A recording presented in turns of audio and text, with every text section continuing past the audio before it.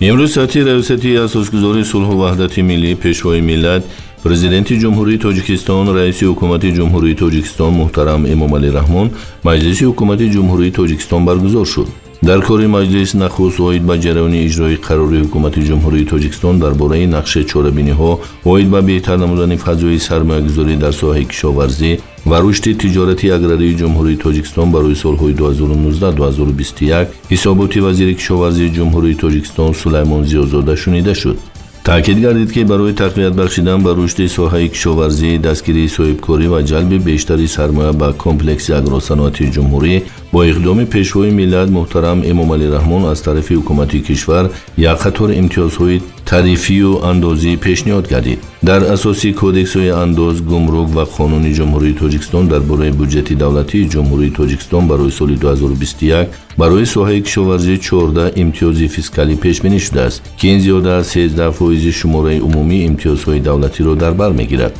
در نتیجه تدبیرهای اندیشیده شده واردات سرمایه عمومی خارجی به ساحه در سال 2020 افزایش یافته و نسبت به سال 2019 16.9 میلیون دلار آمریکایی زیاد گردید. در سال 2020 واردشوی سرمایه‌گذاری مستقیم در ساحه پرورش زراعت، سبزیجات‌کاری، باغ پروری 11.3 میلیون دلار آمریکایی و پرورش پرنده 285 هزار دلار آمریکایی را تشکیل داد.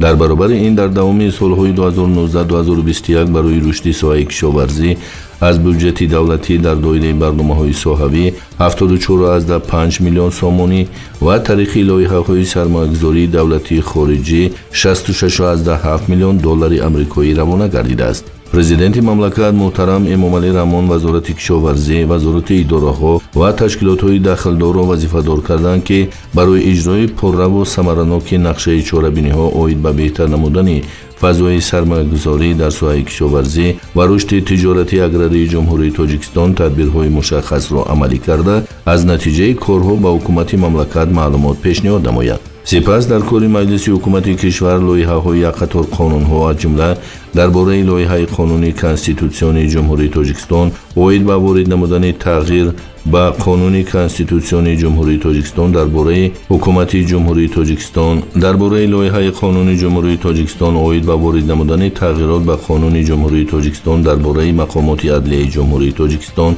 درباره لایحه قانون جمهوری تاجیکستان اوید به وارد نمودن تغییر و الهه‌ها به قانون جمهوری تاجیکستان درباره روزهای عید اوید به لایحه قانون جمهوری تاجیکستان درباره وارد نمودن تغییر به کدکس مرافعه حقوق بیرونکنی مأموری جمهوری تاجیکستان و درباره پیشنهاد خلاصه حکومت جمهوری تاجیکستان به لایحه قانون جمهوری تاجیکستان درباره کمک بشردوستانه بین المللی محاکمه گردیده برای بررسی به مجلس نمایندگان مجلس عالی جمهوری تاجیکستان ارسال کرده شد. در مجلس حکومت کشور همچنین مسائل درباره برنامه رشد کتابخانه ملی در جمهوری تاجیکستان برای سال‌های 2022-2027 درباره برنامه رشد فوتبال در جمهوری تاجیکستان برای سال‌های 2022-2026 درباره کمیسیه اوید به نظارت صادرات جمهوری تاجیکستان درباره ترتیب نظارت دولتی در سمت تامین آبی نوشاکی و رفع آب‌های پرتو و درباره ترتیب تنظیم دولتی تشکل ذخیره اشیاء خام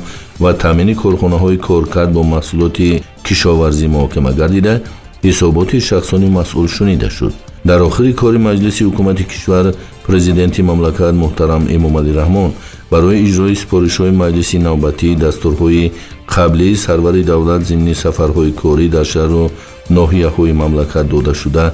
اجرای با صفت نقشه درآمد بودجه دولتی، تامین نقشه کارهای آبادانی، وسعت کارهای کشتی تیره‌ماهی در سطح بلندی تشکیلی، گذراندن موسم تیره‌ماه زمستان سال‌های 2021-2022، تامین اهالی با برق و گرمی، جمع‌آوری و ذخیره کافی مواد خوراکواری و کارهای سازندگی به رهبریت مقامات اجرایی حکومت دولتی، ولایت‌ها و شهر و ناحیه‌ها، تشکیلات و مؤسسه‌های دولتی سپارش‌های مشخص دادند.